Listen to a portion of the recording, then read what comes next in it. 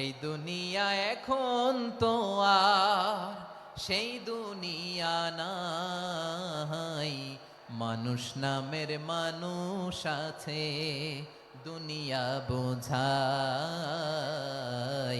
সেই মানুষের ভিড়ে আমার আসল মানুষ নাই। ঠিক কিনা?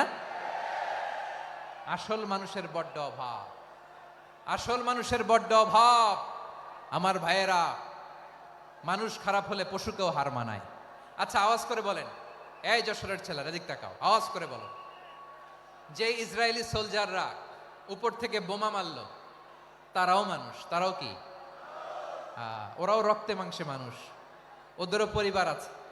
বোমা মেরে যেই মেয়েটাকে তারা অনাথ বানায়, ইয়াতিম বানায়, ও কিন্তু বাসায় ওর মেয়েটাকে রেখে আসছে। ঠিক কিনা বলেন? বম্বিং করে যে বাবাকে মেরে, স্বামীকে মেরে স্ত্রীকে বিধবা বানায়, তারও ঘরে স্ত্রী আছে। উপর থেকে বোম মেরে মানুষ মেরে দিচ্ছে, তারাও মানুষ। 1945 সালের 6ই আগস্ট আমেরিকান সোলজাররা হিরোশিমায় বোম মেরেছে। আমি নিজে দেখে এসেছি জাপানের হিরোশিমাতে। সকাল 8:15 মানুষ কেউ অফিসে যাচ্ছিল, কেউ খেতে খামারে কাজ করতে যাচ্ছিল। লিটল বয় নামে একটা বোম মেরেছে তারা।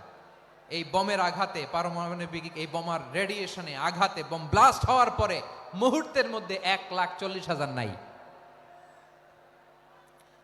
উপর থেকে যারা মারতেছে এরাও মানুষ, যাদেরকে মারলো তারাও। তার মানে মানুষে মানুষে পার্থক্য আছে না? নেই? মানুষে মানুষে পার্থক্য আছে। নাক কান চোখ মুখ থাকলেই মানুষ নয়। বাড়ছে জনসংখ্যা, কমছে মানুষ। চিল্লায় বলো ঠিক কিনা? তাহলে আমরা বুঝলাম, মানুষ ভালো হলে অনেক ভালো, খারাপ হলে অনেক খারাপ। ও আমার কলিজার টুকরা যশোরের ভাইয়েরা, আসুন না 3 দিন ব্যাপী এই তাফসিরুল কোরআনের ঐতিহাসিক প্রোগ্রাম থেকে আমরা সিদ্ধান্ত নেই, আমরা ভালো মানুষ হব নাকি খারাপ মানুষ হব। কলিজা থেকে, প্রাণ থেকে আওয়াজ করে সবাই বলুন, ভালো মানুষ নাকি খারাপ মানুষ? ভালো মানুষ হইতে হবে। ভালো মানুষ যারা জগৎটাকে এনলাইটেন করবে, যারা এনলাইটেন করবে, যারা সত্যের বীর সেনানী হয়ে দাঁড়াবে, যারা সত্যের পক্ষে কথা বলবে, যারা জালিমের মসনদকে ভেঙে খান খান করে দেবে। এরকম হওয়ার দরকার আছে না নাই? এরকম ভালো মানুষ আমরা হতে চাই কি চাই না? মানুষকে যত্ন নিলে মানুষ যে কত ভালো হয় আপনি কল্পনাও করতে পারবেন না। এই যে আপনাদের যশোরে যে ভালো ছেলেগুলো আছে, যে ভালো তরুণগুলো আছে, যে যুবকগুলো আছে, যে ভালো আলেমরা আছে, ভালো নেতারা আছে, সবাই যদি তাদের মতো হতো, পুরো যশোরটা একটা জান্নাতের টুকরা হয়ে যেত। আওয়াজ করে বলেন ঠিক কিনা?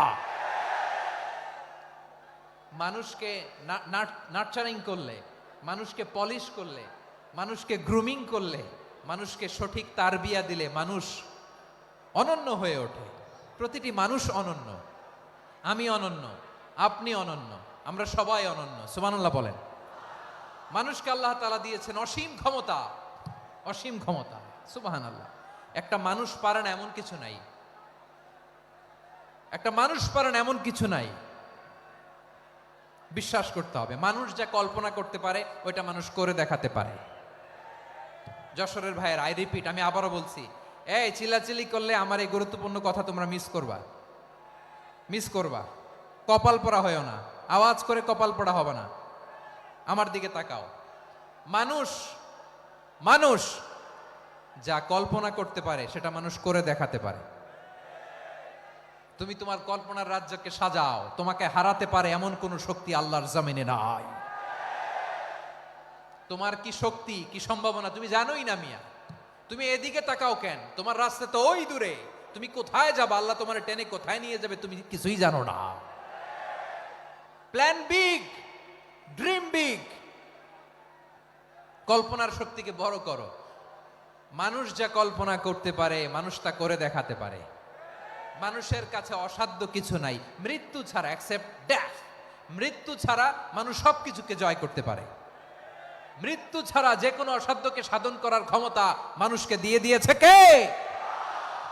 হারার জন্য তোমার জন্মই হয় নাই, তোমার জন্ম হয়েছে জিতার জন্য, বিজয়ের জন্য তোমার জন্ম। মানুষের শুরুটাই হয় বিজয় দিয়ে। যশোর, আওয়াজ করে বলো, মানুষের শুরু হয় কি দিয়ে? আমরা যখন আমার পিতার পৃষ্ঠদেশে ছিলাম, পিতার পৃষ্ঠদেশ থেকে শুক্রাণু যখন মায়ের গর্ভদেশে যেয়ে পড়ে, কতটা শুক্রাণু ভ্রমণ শুরু করে জানো? 20 কোটি শুক্রাণু। একবার সিমেন আউট হলে সেখানে 20 কোটি শুক্রাণু থাকে, ভ্রমণ শুরু করে। ওই 20 কোটি শুক্রাণুর মধ্য থেকে তুমি আমি আজকে এক বিকশিত শুক্রাণু মানব রূপে পৃথিবীতে এসেছি। সুবহানাল্লাহ। ওই 20 কোটি শুক্রাণুর প্রতিযোগিতায় সবাইরে পেছনে ফেলে সেদিন আমি সফল হয়েছিলাম, সেদিন আমি বিজয়ী হয়েছিলাম।